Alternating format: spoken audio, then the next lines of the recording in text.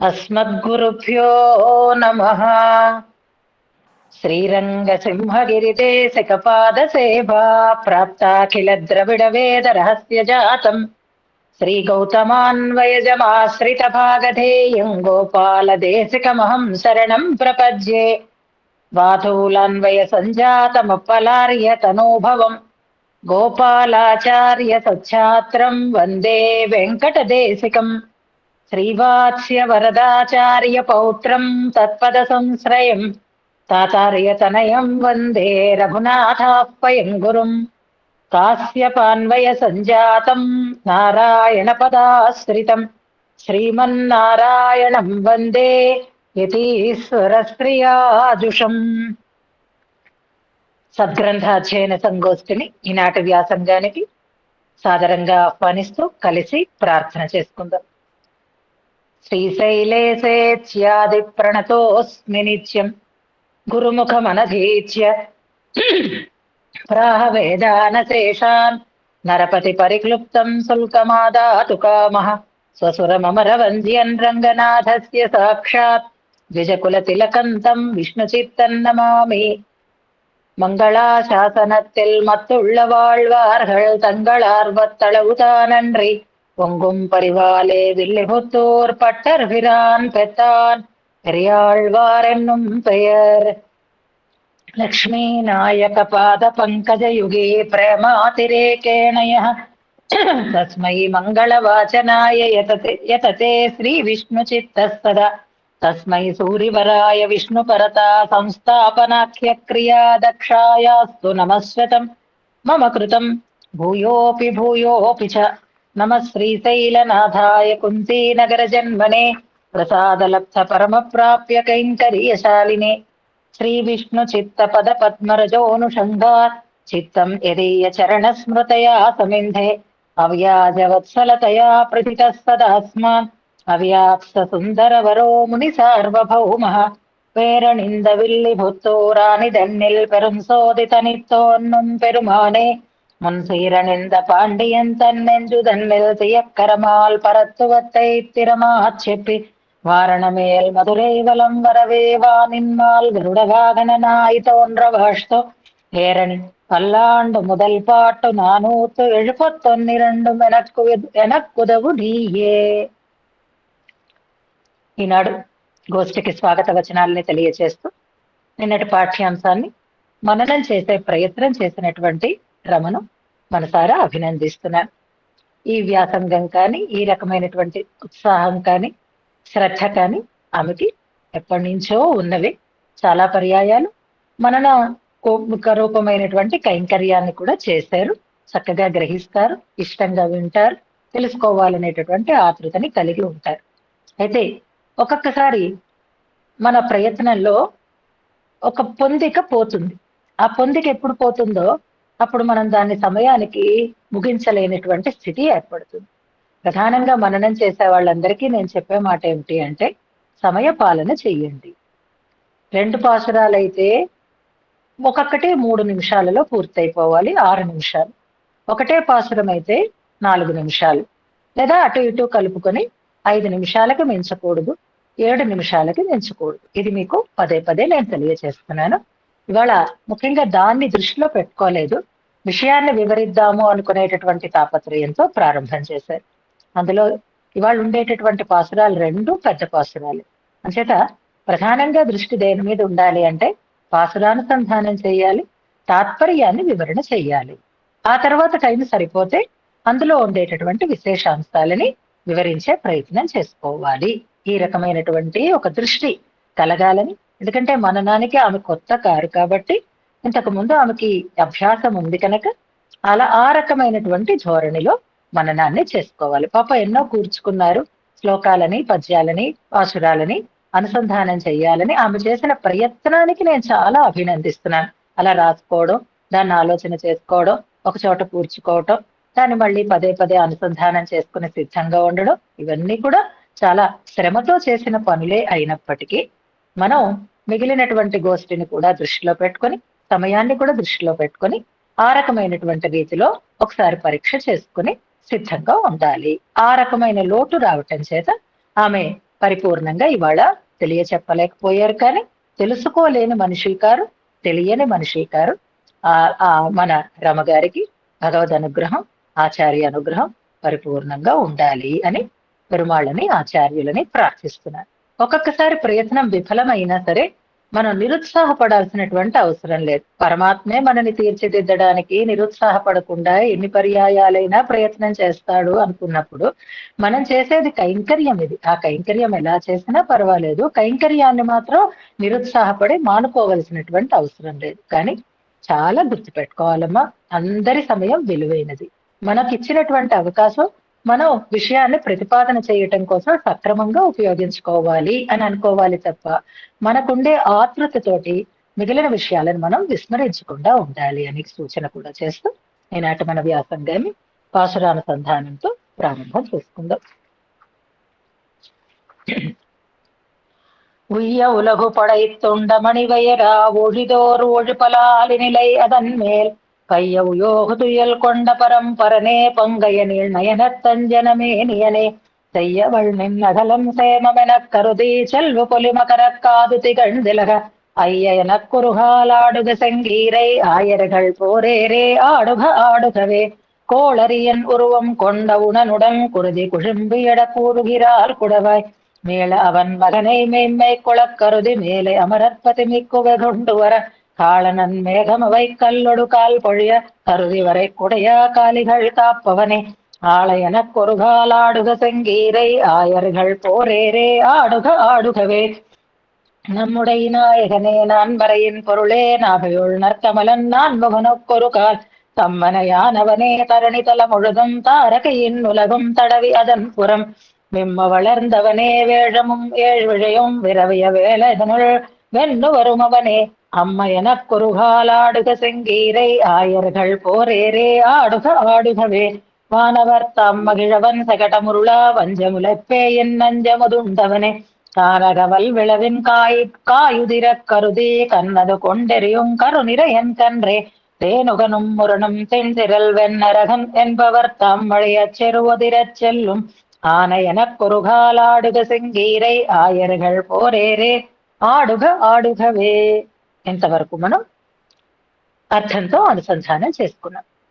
ఈ పాసురాలలో ఉండేటటువంటి భావనలలో ఉండే వైవిధ్యాన్ని మనం ఎలా గుర్తుపెట్టుకోవచ్చు అంటే, పెరియాళ్వార్ల అనుభవం కేవలం శ్రీకృష్ణుని బాల్య స్థితిలో ఉండి చూసి చేసినటువంటి యశోద అనుభవం లాంటిది కాదు. తర్వాత జరిగినటువంటి సన్నివేశాలు, ఇతర అవతారాలు, అర్చావతారాలు, పరత్వము అన్నిటినీ అనుభవిస్తున్నారు అని చెప్పుకున్నాం. కాబట్టి పాసురాలలో పరత్వ అనుభవం ఏ పాసురంలో చేశారు, అవతార అనుభవం ఏ పాసురంలో చేశారు, ఈ బాల్యస్థితి కాకుండా ముందు చేసినటువంటి కొన్ని విషయాలను గురించినటువంటి ప్రస్తావనలు ఏ ఏ పాసురాలలో చేశారు, శ్రీకృష్ణావతారంతో పాటుగా ఇతర అవతార ప్రస్తావం ఏ పాసురాలలో వచ్చేది. ఇలాగా మనం దాన్ని విడివిడిగా గుర్తుపెట్టుకునేటటువంటి ప్రయత్నం చేయాలి. మనకి 4 పాసురాలు అయినాయి. ఈ 4 పాసురాలలోనూ మనం పరిశీలన చేసుకుంటే మొదటి పాసురం అంతా పరత్వాన్ని ప్రతిపాదించేటటువంటి వైభవంతో చెప్పబడింది. శ్రీయపతిత్వం అని, పుండరీకాక్షత్వం అని, జగత్కారణత్వం అని ఇవన్నీ అందులో మనకి చెప్పబడ్డాయి. రెండవ పాసురం దగ్గరికి వచ్చేసరికి నృసింహావతార వైభవం చెప్పబడింది, శ్రీకృష్ణావతార వైభవం చెప్పబడింది. అంటే కృష్ణావతారంతో పాటుగా విభవావతార వైభవాన్ని మనం అనుసంధానం చేసుకున్నాం రెండవ పాసురంలో. మూడవ పాసురం నిన్న మనం అనుసంధానం చేసుకున్నటువంటి పాసురంలో పరత్వము చెప్పబడింది, అవతార వైభవము చెప్పబడింది, శ్రీకృష్ణ అవతార వైభవము చెప్పబడింది. 3 కలిసాయి అందులో. నాన్మరయిన్ పొరుళే అన్నప్పుడేమో వేదాంత ప్రతిపాద్యుడు అని పరత్వం చెప్పబడుతోంది. నాభి కమలంలో బ్రహ్మని సృష్టించిన వాడు అంటే ఆయన పరత్వం చెప్పబడుతోంది. లోకాలను కొలిచినటువంటి వాడు అంటే వామనావతార త్రివిక్రమావతార వైభవం చెప్పబడుతుంది. అలాగే ఏనుగుని ఎద్దులని అంతం చేసినటువంటి వాడు అంటే శ్రీకృష్ణావతారంలో తరువాత జరిగినటువంటి సన్నివేశాన్ని చెప్తున్నారు. 3 అందులో వచ్చే మూడవ పాసురంలో. 4వ పాసురం దగ్గరికి వచ్చేసరికి కేవలం కృష్ణావతారంలో చేసినటువంటి కొన్ని లీలలని మాత్రమే, విరోధి నిరసనాన్ని మాత్రమే 4వ పాసురంలో అనుసంధానం చేసుకున్నాం. అంటే ఒక్కొక్క పాసురానికి ఉండేటటువంటి భావనలలో తేడాలను మనం ఈ రకంగా గుర్తుపెట్టుకోవాలి అని సూచన చేస్తున్నారు. 4వ పాసురంలో శకటాసుర భంజనం, పూతన స్తన్యపానం ఇవన్నిటితో కలిపి ఆఖరికి చివరిలో పెద్దవాడైన తర్వాత చేసినటువంటి నరకాసుర భంజనం కూడా చెప్పారు. ఇవన్నీ కూడా శ్రీకృష్ణుడై సాధు పరిత్రాణం కోసం అవతరించి చేసినటువంటి దుష్ట శిక్షణ అనే దాన్ని మనకి 4వ పాసురంలో చాలా చక్కగా వివరణ చేశారు. ఇది కేవలం శ్రీకృష్ణావతార వైభవాన్ని మాత్రమే తెలియజేస్తూ ఉండేటటువంటి పాసురం. చిన్నగా మీరు అక్కడ నోట్ చేసుకుంటే కేవలం పరత్వాన్ని చెప్పినది మొదటి పాసురం, కేవలం శ్రీకృష్ణావతారాన్ని చెప్పింది 4వ పాసురం. ఇలా మనం అక్కడ కొంచెం గుర్తు పెట్టుకుంటే సరిపోతుంది. నిన్నటి పాసురంలో స్వామిని ఆనై అని పిలిచారు అని అనుకున్నాం. ఆనై అనేది ఆయనకు ఉండేటటువంటి బలాన్ని తెలియజేసేటటువంటి పదం. ఆనై అంటే గజమా అన్నారు. అలాగే ఎన్ కన్రే అని ఒక పిలుపు ఉంది 2వ పాదంలో చూడండి. నా దూడ అన్నారు, నా వత్సమా అంటున్నారు అనమాట. వత్స అంటే దూడ అని కదా మనం అనుకుంటాం. మామూలుగా భాషలో వ్యాకరణంలో పుల్లింగాలని, స్త్రీలింగాలని, నపుంసక లింగాలు అని శబ్దాలని మనకి విభాగం చేసి చెప్తున్నారు. పుల్లింగ సంస్కృతంలో అయితే పురుషులని చెప్పేదే పుల్లింగము అనే నియమం ఉండదు, స్త్రీలని చెప్పేదే స్త్రీలింగము అనేటటువంటి నియమం ఉండదు. శబ్దాన్ని బట్టి అది పుల్లింగమా స్త్రీలింగమా అని చెప్తారు, అర్థంతో దానికి నిర్ణయం ఉండదు అన్నమాట. అలాగే మరొక రకంగా ఈ స్త్రీ పురుష అలాగే వస్తు భేదాన్ని తెలియచేసేది మరొక రకంగా చెప్తారు. మహద్వాచకము, మహతీవాచకము, అమహద్వాచకము అని ఒక విభాగం ఉంటుంది. అంటే జనరల్ గా చెప్పుకోవాలి అంటే స్త్రీలింగం, పుల్లింగం, నపుంసకలింగం అని చెప్పుకోవచ్చు. కానీ చిన్న తేడా అక్కడ ఏమిటి అంటే మహద్వాచకము అంటే పురుష స్థితి వస్తువులని, పురుష రూపంలో ఉండేటటువంటి వ్యక్తులని చెప్పేటటువంటి పదము అని అర్థం అనమాట. రాముడు అని ఉందనుకోండి, రాముడు అనేది మహద్వాచకం అవుతుంది. మహతీవాచకం అంటే స్త్రీలను గురించి చెప్పేటటువంటి ప్రయోగము. లక్ష్మి, రమ ఇలాంటివన్నీ కూడా మహతీవాచకాలు అవుతాయి. అమహద్వాచకం అంటే ఇవి వ్యక్తులని కాకుండా వస్తువులని కానీ లేదా జంతువులని కానీ లేదా ఒక రకమైనటువంటి జ్ఞానము ఇలాంటి వాటిని చెప్పేదాన్ని అమహద్వాచకము అంటారనమాట. అంటే నపుంసకలింగం అని అనుకోవాలి మనం, కానీ స్త్రీ పుంవాచకం కానిది అమహద్వాచకం అని చెప్పబడు. ఎందుకు ఈ ప్రస్తావన అంటే వెనకటి పాశురంలో ఎన్ కండ్రే అన్నారు, నా వత్సమా అన్నారు. నా దాన్ని తెలుగు చేసుకుంటే దూడ అని ఉంటుంది. నా వత్సము, ఈ వత్సము అనేది అమహద్వాచకమైనటువంటి పదం. అంటే అది స్త్రీ భేదాన్ని తెలియచేసేటటువంటి పదం కాదు. నా దూడ అనేది జంతువు కాబట్టి అది అలా చెప్తున్నారేంటండి, ఇక్కడ ఉన్నది పిల్లవాడు, మహద్వాచకంగా చెప్పాలి కదా, కృష్ణుడు మగ పిల్లవాడు కదా, అందుకని అలా చెప్పకుండా ఈ అమహద్వాచకమైనటువంటి శబ్దాన్ని ఎందుకు వాడుతున్నారు అంటే అది ఆనందం అతిశయించి ఈ రకమైనటువంటి ప్రయోగము చేస్తుంది. నా బంగారమే అని అన్నా. బంగారం అనేది పుల్లింగవాచకం కాదు, పురుష వస్తువుని పురుషుల్ని చెప్పేటటువంటి పదము కాదు. నా బంగారం, నా కన్న, నా చిన్న, నా అలా మనం వాడేటటువంటి పదాలన్నీ కూడా ఎలాగైతే ఆనందాతిశయంతో చెప్పేటటువంటి పదాలు అవుతాయి. ఏమిటండి కృష్ణుడు దూడ అని మనం సందేహించకుండా ఎన్ కండ్రే అని ముద్దుగా నా వత్సమా, నా లేత చిన్న బుజ్జి పిల్లవాడా అనే అర్థం అన్నమాట అక్కడ. కానీ ఎన్ కండ్రే అని అమహద్వాచక ప్రయోగం చేస్తున్నారు అంటారు. అందులో ఉండేటటువంటి విశేషం అది. అలా అనుభవిస్తూ ఉండేటటువంటి పెరియాళ్వార్లు ఆ కృష్ణావతారంలో చేసినటువంటి వెన్న దొంగతనాన్ని భావన చేస్తూ తర్వాత 5వ పాసురంలో మనకి అనుభవాన్ని తెలియచేస్తున్నారు. 5వ పాసురాన్ని అనుసంధానం చేసుకుందాం.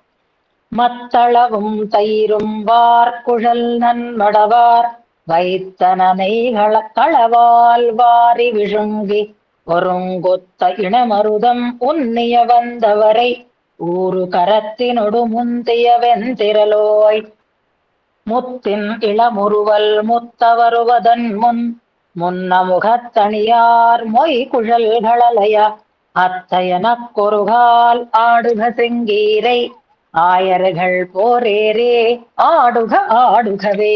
శ్రద్ధగా మీరు చక్కగా పుస్తకం చూసి చక్కగా అనుసంధానం చేస్తున్నారు. ఇప్పుడు ఈ పాసురాన్ని అనుసంధానం చేసినప్పుడు పదాలే తెలిసాయి, అక్షరాలే తెలిసాయి, అర్థాలు తెలియలేదు మనకి కదా. ఇప్పుడు ఇప్పుడున్న భావన మనం అర్థం చెప్పుకున్న తర్వాత ఈ పాసురాన్ని అనుసంధానం చేసినప్పుడు కలిగే భావన, ఈ రెండిటికి తేడా మనకి మనమే గమనించుకుంటూ వెళ్ళాలి. ఇప్పుడు మరొకసారి పాసురాన్ని అనుసంధానం చేద్దాం. మత్తళவும் தயிரும் வார் குழல் நன்மடவார் வைத்தனனை களவால் வாரி விழுங்கி ஒருங்கொத்த இனமருதம் உன்னிய வந்தவரை ஊரு கரத்தினொடும் உந்திய வெந்திரலோய் முத்தின் இளமுறுவல் வருவதன் முன் முன்ன முகத்தணியார் மொய் குழல்களலைய அத்த எனக்கொருகால் ఆడుగ செங்கீரை ఆయరగల్ పోరేరే ఆడుగ ఆడుగవే. 4వ పాదం మనకి ఎవ్వరూ చెప్పక్కర్లేదు, మనకు అర్థమైపోయింది. అందులో ప్రతి పదం మనం భావన చేసుకుంటున్నాం. అదే మకుటంగా సాగుతోంది. ఇప్పటి వరకు వచ్చినటువంటి పాసురాలలో, ఇంకో 2 పాసురాలలో కూడా అలాగే సాగుతుంది. ఇక్కడ ఆనై అని వెనక పాసురంలో ఉంది, ఇక్కడ అత్త అనేటటువంటి పదం ఉంది అంతే. వెనకటి దాంట్లో అమ్మ అని, స్వామి అని, ఆనై అంటే గజమా అని, ఇక్కడ అత్త అన్నయాగి అత్తనాగి అని మనం చదువుకున్నాం. అన్నయాయ్ అత్తనాయ్ అనేటటువంటిది నిన్ననే చెప్పుకున్నాం కాబట్టి తండ్రి అని అర్థం అన్నమాట. అయ్య అని అలాగే పిలిచారు. ఇక్కడ అత్త ఎనక్కు ఒరుగాల్ అని పిలుస్తున్నారు. అత్త అనేది ఇక్కడ ప్రత్యేకమైనటువంటి సంబోధన అని మనం అనుకుందాం. ఇక ఈ సన్నివేశం ఎలా ఉంది అంటే, సెంగీరై ఆడాలి. ఆ ఆడినప్పుడు నీ ఆటలో నీ అందం నేను చూడాలి.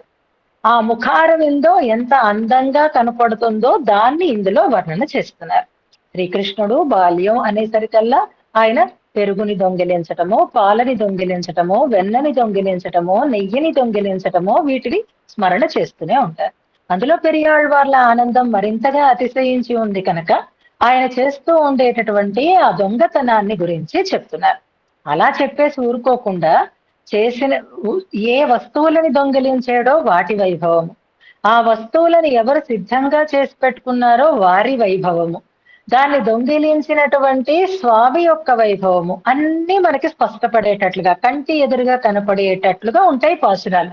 కష్టం అనుకుంటే, ఏదో పారాయణ కోసం అని అనుకుంటే మనకు అర్థం కాదు, కానీ అనుభవం కోసం అనుకుంటే చాలా సులభంగా మనకి పదాలు అర్థమైపోతాయి. ఇప్పుడు చూడండి, పాసురం మత్తళవం అను ప్రారంభమైంది. మత్తు అళవం అని మనం విరుచుకుంటే మత్తినాల్ అనేటటువంటి తిరుప్పావైలో పదం ఒకసారి జ్ఞాపకం చేసుకో. ఓసై పొడుత్తు అనేటటువంటి పదంలో కవ్వం అని వాళ్ళు పెరుగు చిలుపుతున్నారు. చిలకాలంటే సాధనం, ఆ సాధన పరికరమైనది కవ్వం కదా. అందుకని మత్తు అళవు అంటే, ఇప్పుడు మత్తు అంటే సరికల్లా కవ్వం గుర్తు రావాలి. మత్తళవు అంటే కవ్వానికి తగినంతగా అని అర్థం అనమాట. అంటే కవ్వంతో దాన్ని చిలకడానికి తగినంత, అంత కవ్వమంతా అని అనుకుందాం. మత్తళవు అని అక్కడ పెరుగు రెడీగా ఉంది, చిలకడానికి సిద్ధంగా ఉంది. దేంతో చిలకడానికి?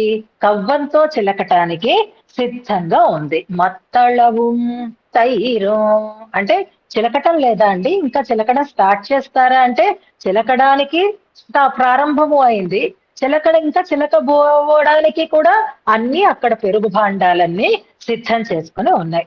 ఈ స్వామి అన్నింటినీ కూడా తాను ఆరగించటానికి సంసిద్ధంగా ఉన్నాడు. మత్తళవం తైరు. ఎప్పుడు ఈ బ్రేపల్లిలో ఉండేటటువంటి పెరుగు చిలికే వృత్తాంతాన్ని చెప్పినా అందులో ఉండేటటువంటి శ్రమని కూడా మనకి గుర్తొచ్చేటట్టుగా, అది ఎంత ఎక్కువ ఉంది అనేది తెలిసేటట్లుగా చెప్తారు. అది వాళ్ళకు ఉండేటటువంటి సంపద కనుక. మత్తళవం తైరు. ఎవరు చిలుకుతారు ఇంకా అంటే వార్ కుశల్ నన్ మడవార్. నన్ మడవార్, నల్ మడం అనేటటువంటి రెండు పదాలు ఉన్నాయి. మడం అంటే ఒక రకమైనటువంటి నమ్రత అని అనుకుందాం. ఇది సహజంగా ఉండాలి వ్యక్తిలో. ఇప్పుడు తెచ్చిపెట్టుకున్న వినయం ఎప్పుడూ ఆకర్షణీయంగా ఉండదు. కానీ సహజంగా ఉండేటటువంటి సంస్కారంతో వారు అలా చక్కగా వినయంగా, నమ్రంగా, ఒదుగుతోటి చక్కగా ప్రవర్తించేటటువంటి స్త్రీలందరూ కూడా ఆ గోప స్త్రీలు అన్నమాట. అందులో వాళ్ళకు ఉండేటటువంటి కేశ సౌందర్యం అయితే వేరే చెప్పనే అక్కర్లేదు. ఆండాళ్ళమ్మ వారు కూడా గోపికలని ఏ విశేషణం లేకుండా ఎప్పుడూ చెప్పరు. ఆభరణాలు పెట్టుకున్న వారలారా అంటారు. మంచి అందంగా కొప్పు ముడుచుకొని పువ్వులు పెట్టుకొని హాయిగా మంచి జుత్తు కేశ సౌందర్యం కలిగిన వారు అంటారు కీసకీసన్నంగు అనేటటువంటి వాటిలో. అలాగే ఆ గోపికల యొక్క కేశ సౌందర్యం చెప్తున్నారు ఇందులో. వార్ కుశల్. కుశల్ అంటే కేశములు అని అర్థం అన్నమాట. వార్ కుశల్ అంటే వేలాడుతూ ఉండేటటువంటి కేశములు అని అర్థం. అంటే బాగా పొడవైనటువంటి జుత్తు కలిగిన అనే దాన్ని ఒకలా చెప్పుకోవచ్చు.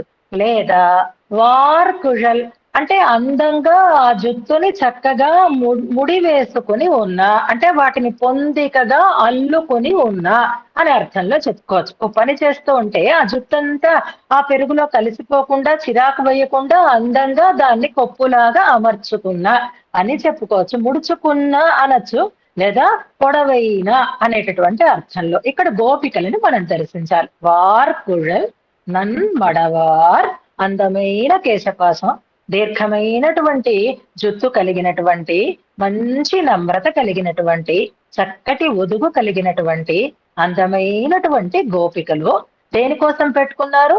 మత్తళవం తైరం, చిలకడం కోసం పెట్టుకున్నటువంటి తైర్ అంటే పెరుగు. ఇక వైత్తన నెయ్యి. వైత్తన నెయ్యి అంటే ఆ పెరుగు చిలికి వెన్న తీసి వెన్నని కరిగించి తయారు చేసి పెట్టుకున్నటువంటి నెయ్యి. నెయ్యి పెరుగు ఈ రెండింటినీ చెప్తున్నారంటే పెరుగు కావాలంటే పాలు ఉండాలి, నెయ్యి కావాలంటే వెన్న ఉండాలి. ఇవి మనకి అందులో ఉపలక్షణాలుగా చెప్పబడతాయి. ఆ నేతిని ఆ పెరుగుని అంటే పాలు, పెరుగు, వెన్న, నెయ్యి అన్నింటినీ అని అనుకోవాలన్నమాట. ఇక్కడ వైత్తన నెయ్యి అలాంటి నేతిని, ఇక్కడ నెయ్యి కళవాల్ అని కలిసి ఉంది చూసారా? కొంచెం మనం దృష్టి పెడితే మనం అక్కడ ఎలా విడదీసుకోవాలో తెలిసిపోతుంది. కళవాల్, కళవు అంటే దొంగతనం, కళవాల్ అంటే దొంగిలించి అని అర్థం. చెప్పి తీసుకోవటం కాదు, కావాలని అడిగి తినడం కాదు, దొంగతనంగా తెలియకుండా వచ్చి తినడం. అందుకే కళవాల్ అంటే మోసంతో, కపటంతో, తెలియకుండా అని అర్థం. వారి విజుంగి, వారి అంటే లాక్కుని, విజుంగి మింగి. ఆ వారి అన్నప్పుడు మనం చెప్పుకున్నాం కదా, చెయ్యి బాగా భుజం వరకు లోపల దాకా పెట్టి విప్పి విప్పి చేతి నిండా తీసుకుని ఆ వెన్నని ఆయన తింటాడు అని అది కనిపిస్తుంది అనమాట. ఇక్కడ ఆయన చేస్తూ ఉండే దొంగతనాన్ని కళ్ళు విప్పార్చుకొని మరీ చూపిస్తున్నారు పెరియాళ్ళ వారు. మనని కూడా చూడమంటున్నారు. వారి అక్కర్లేదు, మింగి అంటే చాలు, వాడు మింగేశాడు అంటే మొత్తం అంతా దొంగిలించేశాడు అని మనకు తెలిసిపోతుంది. కానీ ఆ దొంగతనం ఆ తినడమైనా అది కాదు ప్రధానం, తింటున్న తీరు, ఆ ఆశతో తింటూ ఉండేటటువంటి తీరు. వెన్నంటే ఎవరో మనం చెప్పుకున్నాం కదా, వెన్నంటే ఆత్మ అని. ఆ ఆత్మని ఆయన దేహంలోంచి ఉన్న ఆత్మని స్వీకరిస్తాడు అని. అలాగే వారి విజుంగి చక్కగా చేతులారా తీసుకుని మింగి. ఇప్పుడు వెన్న దొంగతనం చేస్తే ఊరుకోలేదు కదా, వెంటనే దానికి శిక్ష పడింది. ఆ శిక్ష పడింది ఉలూఖల బంధనం. ఆ ఉలూఖల బంధనం వల్ల ఆయన ఆ ఉలూఖలాన్ని లాక్కుంటూ, ఆ రోలని లాక్కుంటూ వెళ్ళి చేసినటువంటి ఒక ఘన విజయాన్ని తర్వాత మనకి తెలియచేస్తున్నారు. ఏం చేశాడు ఆయన? 2 మద్ది చెట్లని విరిగి పడేటట్లుగా చేశాడు. ఆ మద్ది చెట్ల యొక్క వైభవాన్ని తర్వాత పదాలలో మనకి చెప్తున్నారు. ఇక్కడ మామూలుగా అయితే యమళార్జునులు అని, ఇది తెలియని విషయం కాదు కదా, గోపాల వింశతిలో మనకి దీని గురించి 2 శ్లోకాలు ఉంటాయి. ఎవరైనా గుర్తించగలిగితే గుర్తించండి.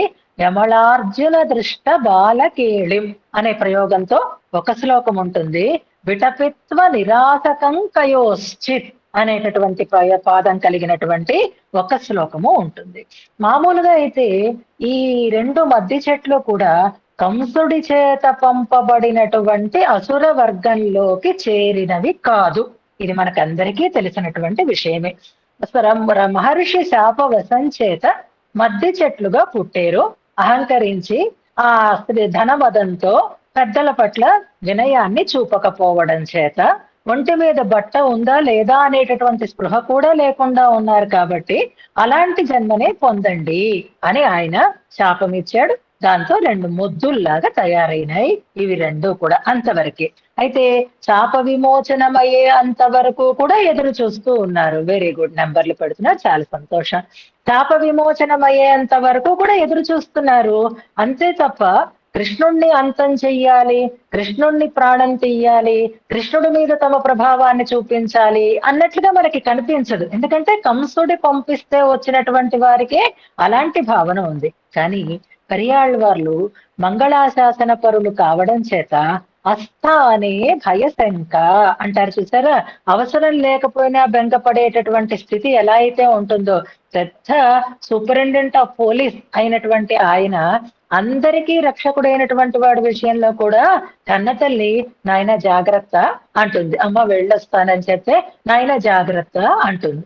అలా చెప్పడానికి కారణం ప్రేమ.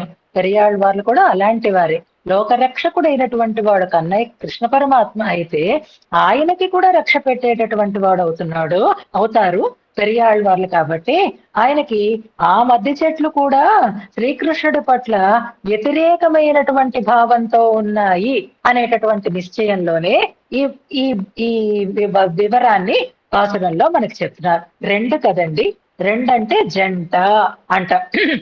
అంతేకాకుండా అది వెరీ గుడ్, ఇది బాగుంది. నెంబర్లు పెట్టకుండా పరివర్తిత కంధరం భయేనా చాలా సార్లు చెప్పాను నేను. మీరు శ్లోకాన్ని మొదలు పెట్టుకుంటే అది అందరికీ కూడా చక్కగా గుర్తొచ్చేటటువంటి అవకాశం ఉంటుంది. నెంబర్లు 7, 8, 9 ఎవరికి తెలియో చెప్పండి, అందరికీ ఆ నెంబర్లు వచ్చినవే. కానీ శ్లోకం గుర్తు రావాలి అంటే శ్లోకం మొదలు పెట్టాలి. పరివర్తిత కంధరం భయేమ విటపిత్వ నిరాసకం అనేటటువంటి పదప్రయోగం అందులో ఉంటుంది. అలా ఇప్పుడు ఈ 2 మద్ది చెట్లు కూడా ఒరుంగు ఒత్త ఇణై అనేటటువంటి 3 పదాలలో ఇణై అంటే జంట, ఒరుంగు ఒత్త అంటే 2 సమానంగా ఉన్నాయి. చూడ్డానికి ఒక్కలాగే ఉన్నాయి, మనస్సులు ఒక్కలాగే ఉన్నాయి. వాళ్ళిద్దరూ ఒకటేనండి అని అన్నా అనుకోండి. వాళ్ళిద్దరూ అంటున్నారు ఒకటే అంటే ఎలా అవుతుంది అంటే వాళ్ళిద్దరే, కానీ వాళ్ళ మనస్సులు ఒకటే, వాళ్ళ భావాలు ఒకటే అనుకుంటాం మనం. ఇప్పుడు ఈ మద్ది చెట్లు 2 జంట జంట కాబట్టి ఒరుంగు ఒత్త అంటున్నారు. అంటే ఒకేలా ఉన్నాయి, చూడ్డానికి ఒకేలా ఉన్నటువంటి ఆలోచన కలిగినటువంటి వారై ఉన్నారు. ఇక్కడ ఆలోచన ఏది అంటే భగవంతుని విషయంలో, శ్రీకృష్ణుని విషయంలో కీడు చెయ్యటానికి ఎప్పుడు సమయం దొరుకుతుందా అన్నట్లుగా ఎదురు చూస్తూ ఉన్నవాళ్ళు అని వ్యతిరేక భావనని కలిగి ఉన్నట్లుగా పెరియాళ్వార్లు ఇక్కడ మనకి తెలియచేస్తున్నారు. అలా అంటే అన్ని ఆసరావేశంతో ఉన్నాయి కాబట్టి ప్రతిదీ ఈయనకు అపకారం చేయడానికే ఉన్నాయి అన్నట్లుగా పెరియాళ్వార్ల మనస్సు మనకి ఇక్కడ స్పష్టమవుతోందన్నమాట. అలాంటి మరుదం మద్ది చెట్లు ఉన్నియ బందవరై ఊనుకొని వచ్చారు. అంటే దాని మీదే నిశ్చలమైనటువంటి దృష్టిని పెట్టి, అంటే స్వామికి అపకారం చెయ్యాలనేటటువంటి ఊనికని కలిగి వందవరై వచ్చినటువంటి ఈ మద్ది చెట్లు జంటని 2 కూడా ఊరు కరత్తి నోడు. ఇప్పుడు చూడండి, పదాలన్నీ సులభమైన పదాలే, మనకు తెలిసిన పదాలే అన్నట్లుగా తెలుస్తాం చూసారా. ఊరు అంటే ఊరువులు, కరం అంటే చేతులు, ఊరు కరత్తి కరత్తి నోడు ఊరువులతోటి చేతులతోటి అంటున్నాడు. నిజానికి పాపం ఆ పిల్లవాడికి నడువుకి కట్టేసింది, రోలుతో నడువుకి కదా బిగించి పొట్టని కదా కట్టేసింది ఆవిడ. ఇప్పుడు ఆయన పాక్కుంటూ వెళ్తున్నాడు, వెళ్ళేటప్పుడు చేతులతో పాకుతున్నాడు కాబట్టి చేతులు తగిలేయి చెట్టుకి, ఆయన తొడలు తగిలేయి చెట్టుకి. అప్పుడు ఆ తొడలతోటి చేతులతోటి అంటున్నారు. ప్రయత్నమే చెయ్యలేదు నిజానికి, అక్కడ వాటిని పడగొట్టాలనేటటువంటి ఆలోచనే లేదు స్వామికి. ఆయన పెరియాళ్ళవార్లకైతే అదొక పెద్ద విరోధి నిరసనంలాగా కనిపిస్తోంది. తన తొడలతోటి తన చేతులతోటి నిజానికి పాకి వెళ్ళిపోయాడు, పిల్లవాడైతే దూరిపోయాడు, కానీ రోలు లాగాడు, రోలు దూరలేదు కాబట్టి చెట్లు అటు ఇటు విరిగి పడ్డాయి. కానీ ఇక్కడ పెరియాళ్ళవార్ల భావన ఎలా ఉంది అంటే, ఈ చెట్లు రెండు కోడించుకొని వచ్చేయి, ఈ రెండింటికి కూడా స్వామిని అంతమొందించాలనేటటువంటి ఆసురావేశం ఉంది. వారి భావన ఒకటే, వారి రూపము ఒకటే. అలాంటి వాటి మీదకి ఈయన వెళ్ళాడు. వెళ్ళి తన చేతులతో తన తొడలతో వాటిని తోసి వాటిని అంతం చేశాడు. ఒకవేళ చెట్లు రెండూ కూడా జంటగా ఉన్న చెట్ల మధ్యలోంచి పిల్లవాడు వెళితే ఆ చెట్టు పెకిలిపోయింది, అంటే పైకి వచ్చేసింది. కానీ ఆ పడడం అయితే ఈయన వైపుకి కనుక పడి ఉంటే రెండు చెట్ల కింద ఈయన ఈ పిల్లవాడి పరిస్థితి ఏమై ఉండేదో. కానీ శ్రీకృష్ణుడు యొక్క వైభవం చేతే ఆ చెట్లు రెండు చెరొక వైపుకి పడ్డాయి అంటున్నారు. చూస్తున్నాం కదా ప్రమాదాలు ఎలా ముంచుకొస్తున్నాయో, కొండ చర్యలు విరిగి ఎలా పడుతున్నాయో న్యూస్ లో మనం చూస్తున్నాం కదా, ఎంతమంది ప్రాణాలు పోతున్నాయో, తెలియకుండా ఎలాంటి ప్రమాదాలు జరుగుతున్నాయో మనం చూస్తున్నాం. మన ప్రాంతంలో స్టీల్ ప్లాంట్ లోనే మొన్న ఎలాంటి గొప్పది ఊహించినటువంటి ప్రమాదం జరిగిందో, ఎంత బాధ కలిగిందో అందరికీ తెలిసిందే. ప్రమాదాలు చెప్పిరావు. అలాగే ఇప్పుడు ఈ సన్నివేశం కూడా ఒక పెద్ద ప్రమాదం లాంటిదనమాట. కొండ చర్యలు విరిగి పడినా, గాలికి చెట్లు కూలి పడినా ఎలాగైతే జనం ప్రాణాలు పోగొట్టుకుంటారో, ఈ పిల్లవాడు కూడా ఆ చెట్ల మధ్య నుంచి దూరినప్పుడు అంతటి ప్రమాదము ఏర్పడి ఉండేది. కానీ ఈ పిల్లవాడు సామాన్యుడు కాదు కనుక చెట్ల మధ్య నుంచి వెళ్ళాడు. వెళ్ళినప్పుడు ఆయన చేతులు ఆయన తొడలు తగిలి ఆ చెట్లు రెండూ కూడా చెరొక వైపుకి విరిగి పడిపోయాయి అంటున్నారు. ఊరు కరత్తి నోడు ఉందియ, ఉందియ అంటే వాటిని అంతం చేసినటువంటి తిరలోయ్. తిరలంటే బలం. ఈ తిరల్ అనే పదం కూడా మనకి తిరుప్పావై పాసురంలో ఒక పాసురంలో వస్తుంది. చూద్దాం ఎవరు చూసి ఎవరు ముందు ఆ పాసురం నెంబరు తన నెంబర్తో పాటుగా పాసురం మొదలు కూడా పెడతారు. తిరల్ అంటే బలము అనే పదార్థం. తిరలోయ్ అంటే బలం కలిగిన వాడా అంటున్నారు అనమాట. అంటే కృష్ణుడు ఎంతో బలాన్ని ఉపయోగించి రెండు చెట్లని అటు ఇటు పడేటట్లుగా చేసినట్లుగా పెరియాళ్ళవార్ల భావన, ప్రేమతో కూడినటువంటి భావన అని అనుకోవాలి. అలాంటి ఒక అద్భుతమైనటువంటి సన్నివేశాన్ని ఇందులో మనకి తెలియచేస్తున్నారు. ఆ తిరలుడయాయ్ తెప్పముడయాయ్, తిరలుడయాయ్ అనేది ఒకటి. అలాగే మంగళాశాసనంలో కూడా బలానికి మంగళాశాసనం అనేటటువంటి ప్రయోగం కూడా ఒకటి. రెండు చోట్ల మనకి తిరల్ అనేటటువంటి పదం కనిపిస్తూ ఉంటుంది. ఇక అలా అంతం చేసినటువంటి నువ్వు నా కోసము ఇప్పుడు సంగీరై ఆడాలి. ఇప్పుడు చెట్ల మధ్య నుంచి వెళ్ళాడు, చెట్లు విరిగి పడిపోయి ఆ సన్నివేశం అయిపోయింది. ఇప్పుడు మనం ఇంతకు ముందు కూడా చెప్పుకున్నాము, ఆ ఆయన అలా ముందుకు వెళ్ళి చెట్లు విరిగి పడినటువంటి చప్పుడు వినిపించి ఒక్కసారి వెనక్కి తిరిగి నవ్వుతూ చూస్తున్నాడు ఆయన. ఆయన భయపడలేదు, ఏడవలేదు. చంటి పిల్లడు అంత పెద్ద చెట్లు విరిగి పడితే ఎలాంటి రియాక్షన్ ఆయనలో ఉంది అంటే, జగామ కమలేక్షణ అని విష్ణు పురాణంలో ప్రయోగంలో ఇంత కళ్ళు చూసుకొని పెట్టుకొని అలా చూస్తున్నాడట, అంత ప్రమాదం జరిగినప్పటికీ అంటారు.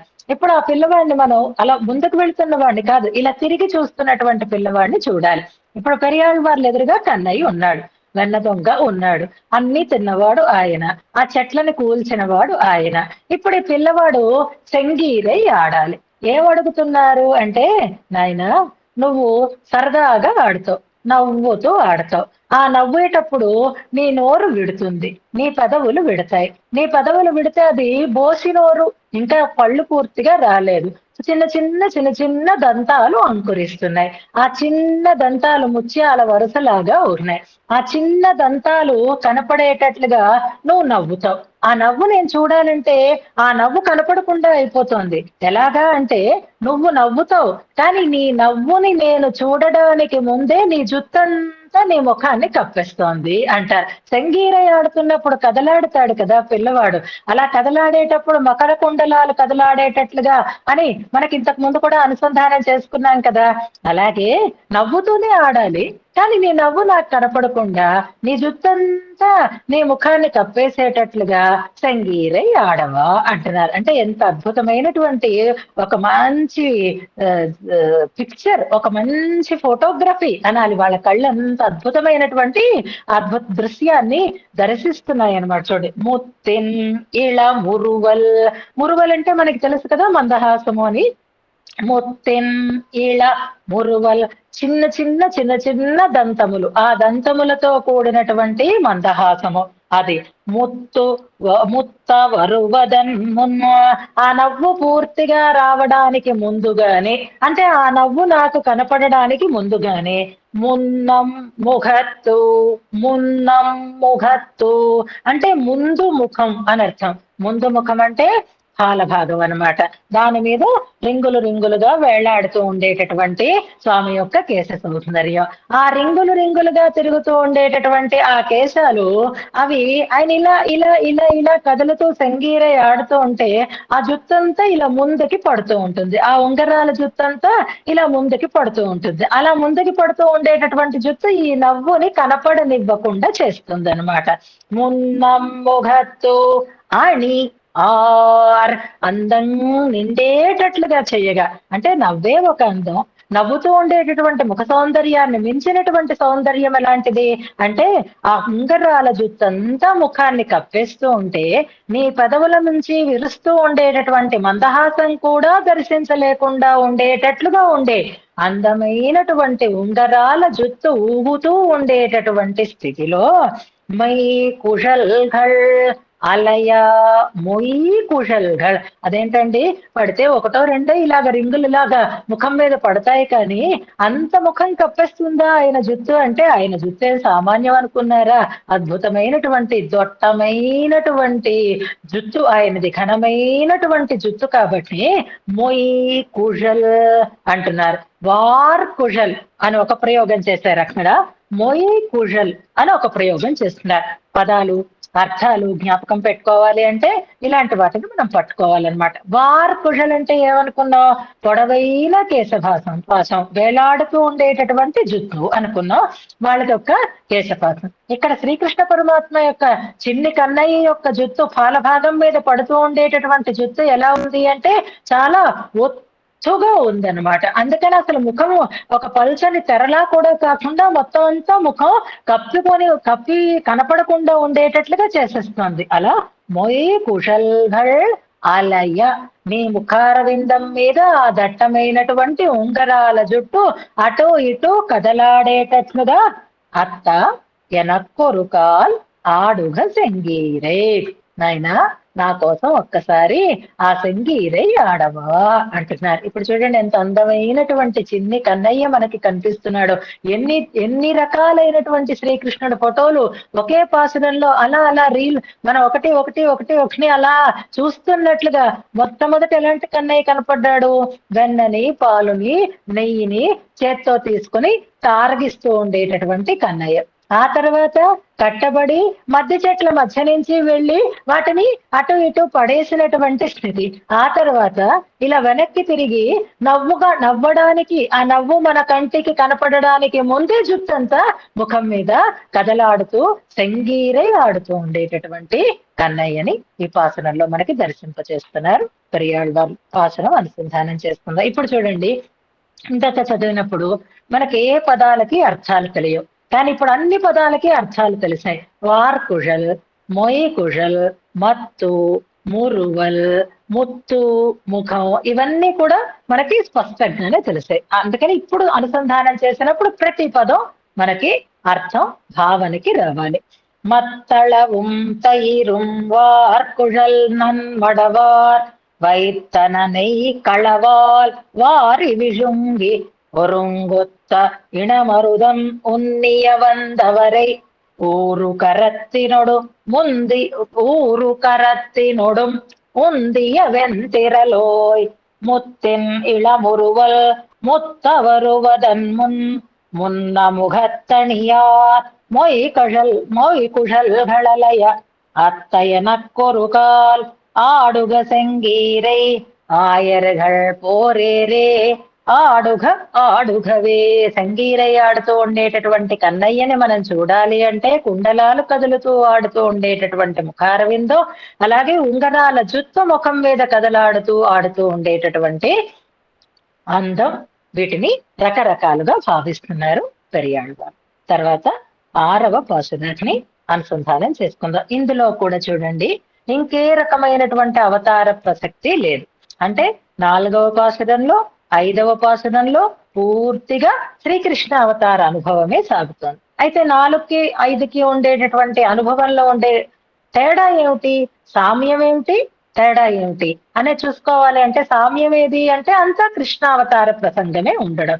తేడా ఏది అంటే అందులో అయితే నరకాసుర సంహారం దాకా వెళ్ళారు, బాల్యంలో చేసినటువంటి సన్నివేశాలు విరోధ నిరసనములు తెలిసాయి, పెద్దయిన తర్వాత చేసినటువంటి దుష్ట శిక్షణము అక్కడ తెలియబడింది. కానీ ఇక్కడైతే ఈ పాసురంలో అయితే కేవలం బాలక్రీడ మాత్రమే చెప్పబడుతోంది. వెన్నని తినడమైనా, ఉలూకలాలని యమలార్జున భంగమైనా ఇది కేవలం బాల్యలీల అనేది ఆ 4వ పాసురానికి 5వ పాసురానికి ఉండేటటువంటి వైవిధ్యంగా మనం తెలుసుకుంటూ 6వ పాసురం. కాయమలర్ నిరవ కరుముగిల్ పోలురువ కానఘమామొడువిల్ కాళియనుచ్చియిలే தூயனடம் பயிலும் சுந்தரையன் சிறுவா துங்கமதக்கரியின் கொம்பு பறித்தவனே ஆயமறிந்து பொறுவான் எதிர்வந்த மல்லை அந்தரமெண்ணி அழித்தாடைய தாளினையாய் ஆய எனக்கொருகால் ஆடுக செங்கீரை ఆయர்கள் పోరేరే ఆడుగ ఆడుగవే. మళ్ళీ చాలా సులభమైనదే ఇది కూడా. కాయ మలర్ నిరవ కరుముగిల్ పోలురువ కానఘమామొడువిల్ కాళియనుచ్చియిలే தூயனடம் பயிலும் சுந்தரையன் சிறுவா துங்கமதக்கரியின் கொம்பு பறித்தவனே ஆயமறிந்து பொறுவான் எதிர்வந்த மல்லை அந்தரமின்னி அழித்து ஆடிய தாளினையாய் ஆய எனக்கொருகால் ஆடுக செங்கீரை ఆయர்கள் పోరేర్నే ఆడుగ ఆడుగవే. ఇందులో సంబోధన ఆయ స్పష్టంగానే. ఆయ అంటే ఆయర్ కులం అన్నట్లుగా గోపాల అని పిలుస్తున్నారు అని ఒక అర్థం చెప్పుకోవచ్చు. అలా కాకుండా ఆయ అయినవాడా అని పిలుస్తున్నారు, మా కోసం అయినవాడా అని ఒక అర్థం, లేదా ఆయర్ కులంలో పుట్టినటువంటి గోపాల అని 2 రకాలుగాను దీన్ని తెలియచేస్తారు ప్రశ్నలు. మిగిలిందంతా మనకి 4వ పాదం తెలిసినది. ఇప్పుడు ఆ స్వామిని మళ్ళీ చాలా సంబోధనలు వస్తున్నాయి. మొదటి పాసురంలో సంబోధనలు అధికంగా ఉన్నట్లుగానే ఇందులో కూడా చాలా రకాలైనటువంటి ఉయ్య ఉలగు పొడైత మణి వైరా అంటూ రకరకాలైనటువంటి సంబోధనలు అక్కడ ఉన్నట్టుగానే ఇందులో కూడా స్వామినికి సంబోధనలు ఎక్కువగా ఉన్నాయి. చూడండి, ప్రారంభం ఎలా ఉంది అంటే కాయ మలర్ నిరవ అంటున్నారు. నిజానికి కాయా మలర్ అని ఉండాలి. కాయా మలర్ అంటే అతసి పుష్పం అని అర్థం అన్నమాట. అతసి పుష్ప సంకాశం హారనూపుర శోభితం అని ఆ స్వామి యొక్క దేహ వర్ణాన్ని చెప్పేటప్పుడు అతసి పుష్పంతో పోల్చి చెప్పడం అనేది కూడా మనకి స్పష్టంగా ఉంటుంది. కనుక ఇక్కడ కాయా అనే దానికి హ్రస్వం వచ్చి కాయమలర్ అని ప్రయోగిస్తున్నారు. కాయమలర్ నిరం అంటే అతసి పుష్పం లాంటి రంగు కలిగినటువంటి వాడు అంటే మనకేమనిపిస్తోంది, నల్లటి వాడు అని స్పష్టంగానే తెలుస్తోంది.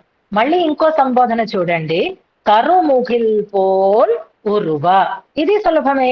ముఖిలంటే మేఘం, కరుముఖిలంటే నల్ల మేఘం, నల్ల మేఘం లాంటి ఉరువు అంటే శరీరము కలిగినటువంటి వాడు, దేహము కలిగినటువంటి వాడు. ఎందుకు రెండు రకాలుగా చెప్తున్నారు అంటే ఏదైనా అర్థం నల్లని వాడు అని నల్ల రంగునే చెప్తున్నప్పుడు రెండు రకాల రంగుల్ని చెప్పినే రెండు రకాల ఉపమానాలతో చెప్పచ్చు. కానీ ఒకే రంగుని రెండు రకాలైనటువంటి ఉపమానాలతో చెప్పడంలో ఉండేటటువంటి ఆంతర్యం ఏమిటి అంటే శరీరం రంగు అనేసరికల్లా ఆ దివ్య మంగళ విగ్రహ సౌందర్యం మనకి తెలియాలి. ఆ శరీరంలో రంగు అనేసరికల్లా ఆ దాంట్లో ఉండేటటువంటి నవకం కనపడాలి మనకి, దాంట్లో ఉండేటటువంటి మృదుత్వం కనపడాలి మనకి.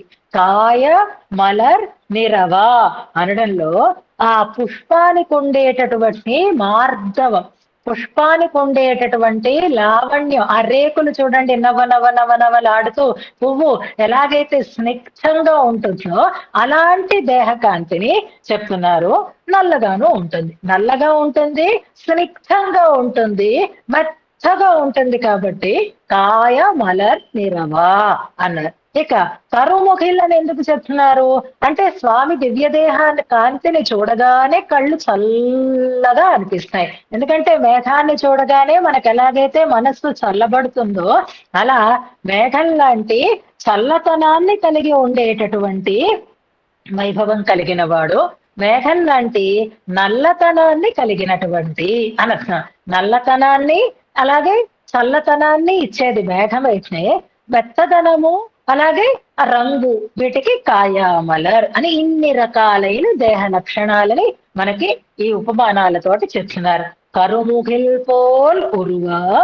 ఇక అలాంటి అద్భుతమైనటువంటి దివ్యమైనటువంటి సౌందర్యం కలిగినటువంటి ఆ స్వామి చేసినటువంటి ఒక అద్భుతమైనటువంటి నాట్యాన్ని మనకి చెప్తున్నారు. కాళీయ మర్దన సన్నివేశాన్ని ఇందులో మనకి తెలియచేస్తున్నారు. ఇంతవరకు మనం ఇలాంటి సన్నివేశాన్ని పాసురాలలో అనుసంధానం చేసుకోలేదు. ఇంతవరకు వెనక ఉండేటటువంటి పాసురాలలోనైనా ఉలూకల బంధనం కానీ, వెన్న దొంగతనం కానీ, యమలార్జున బంధనం కానీ ఇలాంటివి వచ్చాయి. కానీ కాళీయ నర్తనం అనేది ఇంతవరకు మనం అనుభవించలేదు. ఈ పాసురంలో మనకి చెప్తున్నారు. అతసీ పుష్పం అన్నా అవిస పువ్వు అన్నా ఒకటి. అతసీ పుష్పం సంస్కృతంలో అన్నారు, అవిష అనేది మనం ప్రాంతీయ భాషలలో చెప్పుకునే మాట అన్నమాట. అలాంటి కానగ మా మడువు. కానగం అంటే అడవి, కానగంలా అడవిలో ఉన్నటువంటి చెట్లతో నిండి ఉన్నటువంటి ఒక దట్టమైనటువంటి ప్రదేశము, అందులో ఒక మడువి అంటే మడుగు. కానగ మామడువిల్ అలా అరణ్య ప్రాంతంలో ఉండేటటువంటి అంటే చెట్లు దట్టంగా ఉండేటటువంటి ప్రాంతంలో ఉన్నటువంటి ఒక విశాలమైనటువంటి పెద్దదైనటువంటి మడుగు, కాళీయ మడుగు అని మనకి దాని పేరు. కాళీయుడు అక్కడ ఉంటాడు కాబట్టి కాళీయ మడుగు అని అంటారు కదా. మడువిన్ అలా అక్కడికి వెళ్ళాడు ఆయన.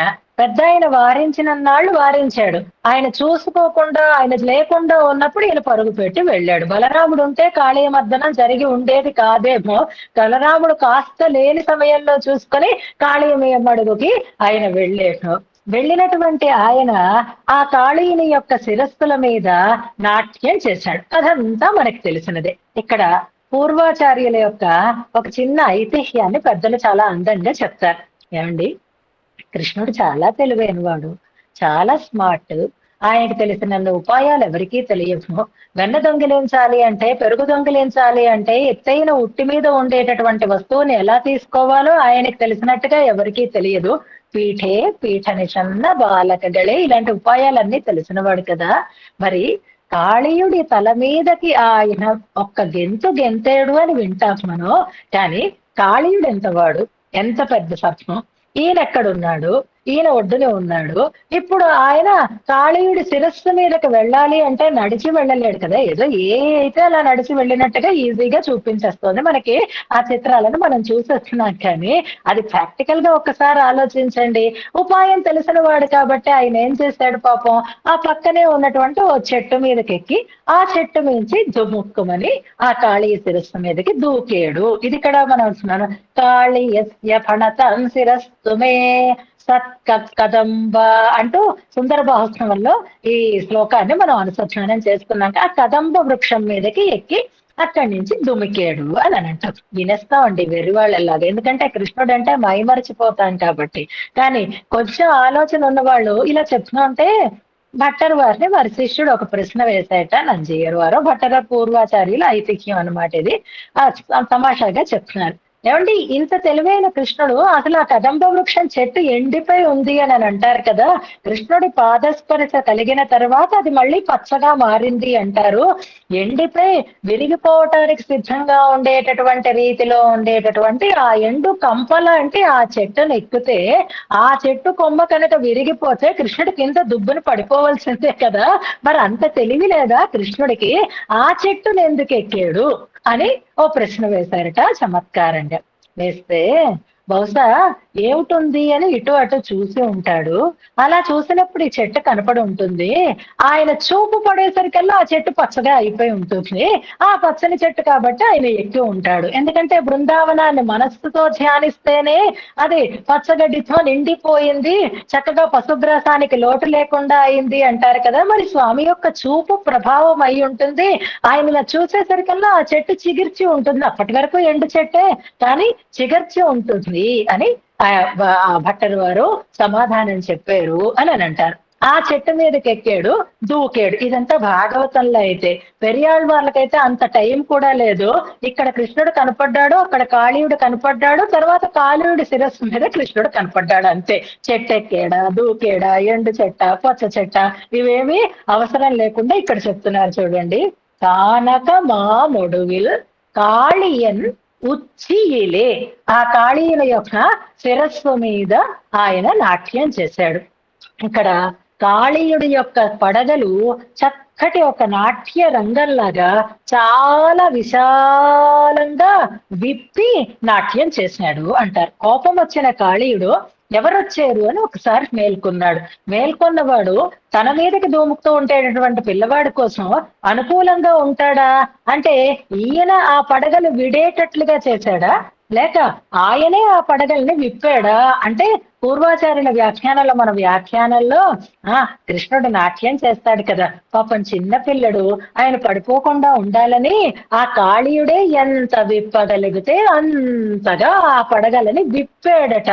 ఆయన నాట్యం చేయడానికి తగినంత అనుకూలంగా. ముఖ్యంగా నృత్యం చేసే వాళ్ళకి స్టేజ్ సరిగ్గా లేకపోతే నాట్యం చేయడం చాలా కష్టం అయిపోతుంది. స్టేజ్ కదులుతూ ఉన్నా, స్టేజ్ ఇరుగ్గా ఉన్నా వాళ్ళు అటు ఇటు ఆ కదలికలలో చాలా ఇబ్బంది పడతారు. అదే రంగస్థలం బాగుందనుకోండి, అద్భుతంగా నృత్య ప్రదర్శన సాగుతుంది. అలాగే కాళీయుడు కూడా అనుకూలంగా ఫణాలని విప్పాడు ఆయన కోసం అని, ఆనందంతో విప్పాడు అన్నట్లుగా ఒక భావనని చేస్తూ ఉంటారు. కాళీయనొచ్చిలే. ఇప్పుడు రంగస్థలం చాలా అందంగా ఉంది, అంతేకాదు అద్భుతమైనటువంటి రీతిలో ఒక నాట్య శాస్త్రాన్ని ఆయన లోకానికి తెచ్చాడు. ఇక్కడ చూడండి, తూయనడం, ఈ పదం ఎప్పుడూ గుర్తుపెట్టుకోవాలి. కాళీయమర్దన వచ్చినప్పుడల్లా మీరు దీన్ని రిఫర్ చేస్తూ ఉండాలి, దీన్ని ప్రమాణంగా మీరు చూపిస్తూ ఉండాలి. తూయ పెరుం అంటూ మనకి తూయ పెరు నీర్ అనేటటువంటి ప్రయోగం యమునా నదీ జలాలలో ఉండేటటువంటి స్వచ్ఛతని గురించి మనకి చెప్తున్నారు. ఇక్కడ తూయ నడం అంటే పరిశుద్ధమైనటువంటి నడకలు, నాట్యము అంటున్నారు. నాట్యానికి లేదా నడకకి పరిశుద్ధి ఏమిటండి అంటే, అడుగులు తప్పు పడకూడదు కదా. నాట్యంలో అడుగులు వేసేటప్పుడు దానికి తగినట్లుగా ఉండాలి తప్ప, అడుగులు తప్పైతే తప్పుగా పాడుతున్నట్టు అవుతుంది. అలా కాకుండా ఈయన తూయనడం, నాట్య శాస్త్రంలో చెప్పినటువంటి లక్షణోత్మకమైనటువంటి సలక్షణమైనటువంటి నాట్యాన్ని చేసేదట. కాదు, ఒక నాట్య శాస్త్రాన్నే ఆయన అక్కడ ప్రాక్టికల్ గా చేసి అందరికీ ఒక శాస్త్రాన్ని అందించాడు అంటారు. తూయనడం పైలు అంటున్నారు. ఈ పైలం అనే పదం కూడా వచ్చింది. ఈ తిరువాయుమడి చదివే వాళ్ళకి చెప్తున్నాను. ఝాన్సీ లాంటి వాళ్ళకి పైలుం అనేసరికల్లా తిరువాయుముడి దశగా ఒకటి గుర్తు రావాలి. పైలుం సుడరొళి మూర్తి అయి పంగయ కಣ್ಣనై అని ఓ చదివేసుకుంటూ ఉంటాం ఎన్నిసార్లు అయినా సరే. మరి ఆ పైలో ఈ పైలు ఈ రెండిటికి ఉండేటటువంటి అర్థంలో తేడా ఉంటుందో అది ఇది ఒకటేనా? పైలం సుడరొళి అనే ప్రయోగంలో అక్కడ విస్తరించినటువంటి కాంతి కలిగిన అని ఆ విస్తారాన్ని చెప్తుంది పైలం అనేటటువంటి పదం. అంటే నిబిడమైన దట్టమైనటువంటి సుడర్ అనేటటువంటి అర్థం అక్కడ. ఇక్కడ పైలుం అని అర్థం అంటే దాన్ని అనుసంధానం చెయ్యటం, అంటే దీన్ని దాన్ని కూడా కలపడం అన్నమాట. తన నాట్యాన్ని కాళీని యొక్క శిరస్సు మీద చేసి కలిపిన అంటే తాను దాని మీద తిరుగాడిన అనే అర్థంలో ఇక్కడ అనుభవిస్తున్నా అనే అర్థంలో వస్తుంది, అనుసంధిస్తున్నా అనే అర్థంలో వస్తుంది అనమాట. తూయ నడంపైలో అలా కాళీని యొక్క ఆ పడగల మీద చక్కగా నృత్యం చేస్తూ తిరుగాడుతూ ఉండేటటువంటి ఆ వైనం కలిగిన సుందర అని పిలుస్తున్నారు. తల్లి భావనతో పెరియాళ్వార్లో ఈ స్వామిని సుందర అంటున్నారు. సుందర బాహువు అని మనం అక్కడ వింటాం, ఇక్కడ సుందర అందగాడ అంటున్నారు. నాట్యం చేసేవాళ్ళు అందంగా కూడా ఉంటే ఇంకా అద్భుతంగా మనోరంజకంగా ఉంటుంది అది చూడటానికి. సుందర ఎంత అందంగా నాట్యం చేసావయ్యా, ఎంత అందగాడివయ్యా అంటూ సుందర ఎన్సిరువా అంటున్నారు. ఎన్సిరువా అనడంలో మా చిన్నవాడు మా చిన్నవాడు అంటున్నారు. ఎన్సిరువ నా కొడుక అని నా పిల్లవాడా అనేటటువంటి అర్థంలో నా చిన్నవాడా అంటున్నారనమాట. ఒకటి అది ఆత్మీయత చూపించేటట్లుగా. ఇప్పుడు ఎవరైనా మన పిల్లలకి మంచి ఒక పెర్ఫార్మెన్స్ చేస్తున్నారే అనుకోండి, వాళ్ళు ప్రవచనం చెప్పినా, వాళ్ళు పాట పాడినా, వాళ్ళు చిత్రలేఖనం చేసినా, వాళ్ళు నాట్యం చేసినా, ఈ స్కూల్లో ఈ యానివర్సరీస్ అవి అయినప్పుడు పిల్లల యొక్క ఆ పెర్ఫార్మెన్సెస్ చూస్తూ అక్కడ ఆడియన్స్ లో ఉండేటటువంటి వాళ్ళు తల్లిదండ్రులందరూ మా అబ్బాయి అండి, మా అమ్మాయి అండి, మా మనవడండి అని ఎలాగైతే మా మా మా అని ఆనందపడతారో అలా పొంగిపోతున్నారనమాట. అక్కడ కాళీని తలల మీద ఆయన నృత్యం చేస్తూ ఉంటే యశోదా భావనతో పెరియాళ్వార్లు ఎన్సిరువా మా అబ్బాయి మా చిన్నవాడు అని చాలా ఆనందపడుతూ ఉంటారనమాట. ఇక ఇప్పుడు ఇది చెప్పాలంటే సుమతి గారికి తెలుస్తుంది వాళ్ళ మనవరాలు చేసినటువంటి పెర్ఫార్మెన్స్. దాన్ని చూసినప్పుడు మా మనవరాలు మా గ్రాండ్ చైల్డ్ అని ఎలా చెప్పుకుంటామో అలాగే ఆనందం కలిగించి అందుకని ఎన్సిరువా అంటున్నారు అనేది ఒకటి ఆత్మీయత చూసేటట్టుగా. అలా కాకుండా ఇంకొక అందమైన అర్థాన్ని చెప్తారండి. ఎన్ సిరువా అనేటప్పుడు తూయ సుందర రెండు పర్యాయ పదాలు కాదు. తూయ అంటే పరిశుద్ధమైన అని అర్థం, సుందర అంటే అందమైన అని అర్థం. తూయనడం అంటే దోషరహితమైనటువంటి నృత్యం, అంటే లక్షణాన్ని అనువర్తిస్తూ శాస్త్రాన్ని అనువర్తిస్తూ చేసినటువంటి నృత్యము అని అర్థము. సుందర అనేది అందాన్ని చెప్పేటటువంటి పదం అన్నమాట. అలా అంటే అలాంటి ఒక నృత్య భంగిమలో ఆ సౌందర్యం అందంగా ప్రకాశిస్తుంది. ఎన్సిరువ అన్నప్పుడు అయ్యో నువ్వు మొత్తం లోకానికంతటికీ కూడా రక్షకుడవై లోకానికంతటికీ కూడా పెద్దవాడివై ఉన్నవాడు నమ్ముడై నాయకనే అన్నప్పుడు ఆయనే కదండి అందరికంటే పెద్దవాడు, నేను అందరికంటే చిన్నవాడిని. చిన్నవాడినైనటువంటి నాకు చిన్నవాడివి అయినవాడు అంటున్నారనమాట. అంటే స్వామి యొక్క సౌలభ్యాన్ని చెప్తున్నాడు. పరాత్పరుడైనటువంటి వాడు పిల్లవాడిగా దిగి వచ్చాడు. నిజానికి ఆయన తండ్రి, మనం పిల్లలు, కానీ ఎన్సిరువా నాకు చిన్నవాడివి అయినావు అంటున్నారు. అంటే ఒకప్పుడు నేను నీకు కొడుకుని, ఇప్పుడు నేను ఈ పాత్ర వేసేటప్పుడు నేను నీకు తండ్రిని, నువ్వు నాకు కొడుకువి అయినావు అంటూ ఎన్సిరువా నాకు కూడా పిల్లడివి అయినవాడు అంటూ ఎన్సిరువాలో ఆత్మీయత ఒకటి కనిపిస్తుంది, ఆనందం ఒకటి కనిపిస్తుంది, స్వామి యొక్క సౌలభ్యం ఒకటి కనిపించేటట్లుగా ఈ పద ప్రయోగాన్ని వాడుతున్నారు. ఎన్సిరువా చూడండి అక్కడ స్వాపదేశ వ్యాఖ్యానంలో చాలా స్పష్టంగా ఉంటుంది. ఉనక్కు సిరుక్క నాన ఎనక్కు సిరక్క నానవనే, నీకు చిన్నవాడిని నేను, నాకు చిన్నవాడివి అయినటువంటి వాడివి నువ్వు అంటూ చమత్కారంగా దాన్ని స్వామి యొక్క పరత్వాన్ని తెలియజేసేటట్లుగా సౌలభ్యానికి సూచకంగా ఈ పద ప్రయోగాన్ని చేస్తున్నారు. అలాంటి ఆ స్వామిని చెప్తూ ఎన్ సిరువా అంటూ అక్కడికి అది పూర్తయిపోయింది. ఆ తర్వాత మరొక సన్నివేశాన్ని చెప్తున్నారు. తుంగ మదక్కరియిన్ తుంగ ఓ కొండంతుంది ఆ కువలయాపీడం. మదంతో నిండి ఉంది. కరి అంటే ఏనుగు, కువలయాపీడం. తుంగ మదక్కరియిన్ కొంగు పరిత్తవనే దాని దంతాన్ని పీకి పారేసినటువంటి వాడా అంటే కువలయాపీడాన్ని మర్దించినటువంటి వాడు అని ఒక సన్నివేశం. ఇక ఆయం అరిందు పొరువాన్ ఆయం అరిందు అంటే యుద్ధం చేసేటటువంటి పద్ధతి తెలిసినటువంటి వారు, మల్ల యుద్ధ పద్ధతి అంతని కూడా చక్కగా నేర్చుకున్నటువంటి వాళ్ళైనటువంటి చాణూరు ముస్తికులు అనమాట. పొరువాన్ ఎదిర్వంద మల్లై యుద్ధం చేయటం కోసం ఎదురొచ్చారు ఆ మల్లయోధులు ఇద్దరు కూడా. ఆ మల్లయోధులు సామాన్యులు కాదు, యుద్ధ రీతి అంతా కూడా పరిపూర్ణంగా తెలిసిన వారు. ఆయమరిందు పద్ధతి పూర్తిగా తెలిసి, ఏ పద్ధతి? మల్ల యుద్ధ పద్ధతిని పూర్తిగా తెలిసిన వారే ఎదిరించి అనుకూల భావనతో కాదు, తిరిగి పోరాడడం కోసం వచ్చినటువంటి మల్లై ఆ మల్లులని ఎంత అద్భుతంగా నిర్జించాడో, కువలయాపీడాన్ని ఎలా మర్దించాడో మనం చెప్పుకున్నాం కదా. దాని కాళ్ల సందురించి దూరిపోయి వెనక్కి వెళ్ళి తోక పట్టుకుని ఊగి ఇవన్నీ కూడా మనం అనుసంధానం చేసుకున్నట్టే ఇప్పుడు ఈ మల్లులని కూడా చాలా అద్భుతంగా నిర్జిస్తాడు ఆయన.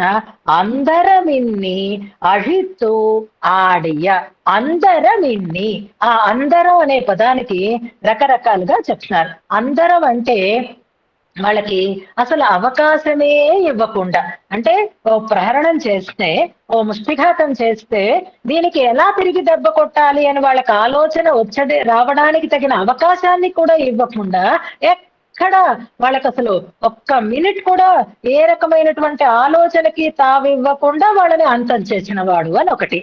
అలా కాకుండా మల్ల యుద్ధం చేసినప్పుడు ఆ యోధుడిట పట్టుకున్నాడట ఆయన. అలా పట్టుకున్నప్పుడు ఆయన శరీరానికి ఈయన శరీరానికి మధ్యని గ్యాప్ లేదట. అలా ఆయన మీద పడి ఆ దేహాన్ని పట్టి వెన్న ముద్దని ఎత్తినంత సులభంగా ఆ మల్లయోధుణ్ణి పైకి ఎత్తి తిప్పి తిప్పి విసిరి కొట్టినటువంటి వాడు అనేదాన్ని అంటారు. అలా కాదు, చిన్నపిల్లవాడు ఆపదలో పడ్డాడు, అయ్యో ఏం ఆపద వస్తుందో అనే బెంగ కాకుండా, తన మీదకి తెచ్చుకోకుండా, అందరం ఇన్ని అపాయం తెచ్చుకోకుండా, మధ్య ఏమాత్రము హద్దు లేకుండా, ఆలోచనకి అవకాశం ఇవ్వకుండా అంటూ రకరకాలుగా వ్యాఖ్యానం చేస్తారు. అందరమిన్ని అహిత్తు వాళ్ళని అంతం చేసి ఆడియా ఆ మల్ల రంగం మీద. ఇప్పుడు కాళీయ మర్దనం చేసినప్పుడు కాళీయుని శిరస్సు మీద ఆడినవి ఆ పాదాలే. అలాగే చాణూర ముష్టికులని సంహరించినప్పుడు ఆ మల్ల రంగం మీద తిరుగాడినటువంటి పాదాలు కూడా అదే. ఆ మల్లులని అంతం చేసేసి ఆ రంగం మీద అటు ఇటు తిరుగుతున్నాడట ఆయన. ఇంకా ఎవరొస్తారో రండి, ఇంకా ఎవరున్నారో రండి, ఎవరు ఎదిరించడానికి సిద్ధంగానే ఉన్నారో రండి అని ఛాలెంజ్ చేస్తున్నాడా అన్నట్లుగా ఆడియ తాళినయాయ్ అలా తిరుగాడినటువంటి శ్రీపాదములు కలిగినటువంటి వాడా అంటున్నారు. అంటే ఇక్కడ స్వామి శ్రీపాదాల యొక్క వైభవాన్ని చెప్పే రెండు సన్నివేశాలని కలిపి అనుభవిస్తున్నారు. ఒకటి మల్లరంగం, మరొకటి కాళీయుని యొక్క ఫణాఫలకం అనేది తేడా ఇందులో. ఈ రెండు చేసినది గోపాలుడవే చేశావు కాబట్టి ఎనక్కొరుకాల్ ఆడుగ సెంగీరై ఆయరగల్ పోరేరే ఆడుగ వాడుగవే.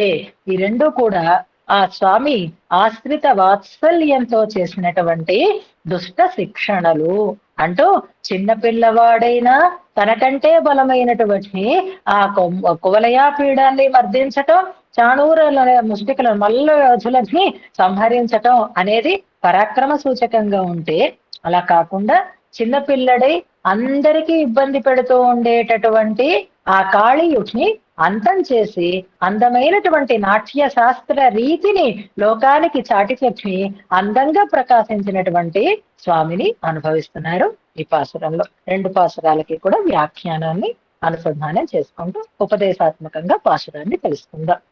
ముందుగా 5వ పాసురం, పేజ్ నెంబర్ 188.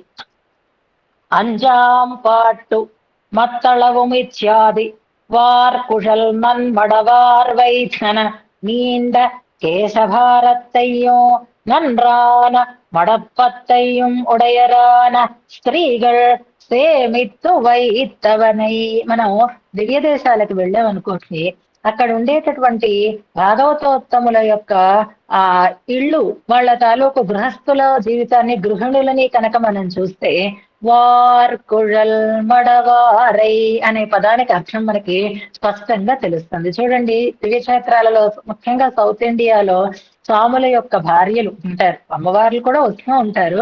అందరికీ పెద్ద పొడుగైనటువంటి జడలు ఉంటాయి. అంటే ఇప్పుడు ఫ్యాషన్ ని బట్టి మారితే మారచ్చు, కానీ ఒక 10 సంవత్సరాల కింద దాకా చూస్తే ఒత్తైన జుత్తు, పొడవైనటువంటి జడ, అందమైనటువంటి మడికచ్చ, చాలా సంస్కారవంతంగా ఉండేటటువంటి తీరు, బాడీ లాంగ్వేజ్, అందమైన ఫీచర్స్ గా ఉండేటటువంటి ఆ అద్భుతమైనటువంటి గృహిణులని మనం ఇప్పుడే చూసామంటే, మరి ఆనాడు ఆ రేపల్లలో ఉండేటటువంటి ఆ గోపికలు ఇంకెంత అందంగా ఉంటారో. అందుకే చెప్పకుండా ఉండలేక పెరియాళ్వార్లు వారి యొక్క వైభవాన్ని చెప్తున్నారనమాట. நன்றான மடப்பத்தையும் உடையரான ஸ்திரீகள் சேமித்து வைத்தவையான மத்தளவும் தயிரும் நெய்யும் களவால் வாரி விசுங்கி மத்தாலே அளாவி கடைக்கை யோக்கியமான தயிரும் முன்பு கடைந்த வெண்ணெய் உருக்கின நெய்யும் வைத்தவர்கள் அறியாதபடி கிருத்விமத்தாலே அபினிவேசானுகுணமாக வாரி அமுது செய்து முன்னியா ஒருங்கொத்த வினை மருதம் வந்தவரை உன்னை நலிய வேணுமென்னும் நினைவை உடையராய் அதுக்கீடாக ஒரு படிப்பட்ட நெஞ்சு ஒத்துள்ளவர்களாய் ஸ்வவேஷம் தெரியாதபடி இரட்டை மருதாய் வந்து போகையாலே திருத்துடைகளாலும் திருக்கைகளாலும் இரண்டருகும் செறிந்து விழும்படி தள்ளி பொகட்ட கடிய திரளை உடையவனே முத்திச்யாதி திருமுத்துக்கள் தோன்னும்படி இனிதான மந்தஸ்மிதமானது பூர்ணமாக வருவதற்கு முன்னே முன்முகத்திலே அழகுமிக்குச்செறிந்திருந்துள்ள திருக்குழல்களானவை பங்கைகள் வந்துன் பவளவாய் மொய்ப்பா என்கிறபடியே திருப்பவளத்தை மறைக்கும்படி தாழ்ந்தலையும்படியாக அணி అழగు మొయి చెరివు అత్త అప్పనే కర్ణాలకు విడివిడిగా అర్థాలు. అణియార్ అంటే అణి అంటే అందము అని, అలాగే మొయ్ అంటే చెరువు, దట్టమైన ఘనమైన అని జుట్టుకుండేటటువంటి ఒత్తుతనం అన్నమాట.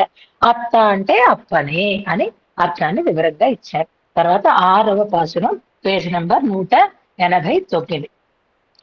ஆறாம் பாட்டு காய வித்யாதி காயா என்கிற வித்தை காய என்று குறுக்கி கிடக்கிறது நெய்ப்பாலும் நைல்யத்தாலும் காயாம் பூ போலே இருக்கிற நிறத்தை உடையவனே கருமுகலித்யாதி இருட்சியாலும் குளிர்த்தியாலும் காலமேகம் போலிருக்கிற வடிவையுடையவனே கானக வித்யாதி காட்டிடத்திலே பெரிய மடுவினுள்ளே கிடந்த காளியனை அலைத்து கிளப்பி ക്രോധത്താലേ വിസ്തൃതமான അവൻ ശിരസിലെ തലക്ഷണമാകയ്യാലേ അഴിയതായിരുന്നുള്ള നൃത്തത്തെ നെറുങ്കச் ചെയ്ത అழகையுடைய ఎన్ పిళ్ళయ్యానవనే సుందరం అழగు. అழగు అంటే అందం, వెనుక అణి అనే పదం అందము అనే అర్థాన్ని ఇచ్చింది. ఇక్కడ సుందరం ఇది సంస్కృత పదమే, అழగు అని అర్థం.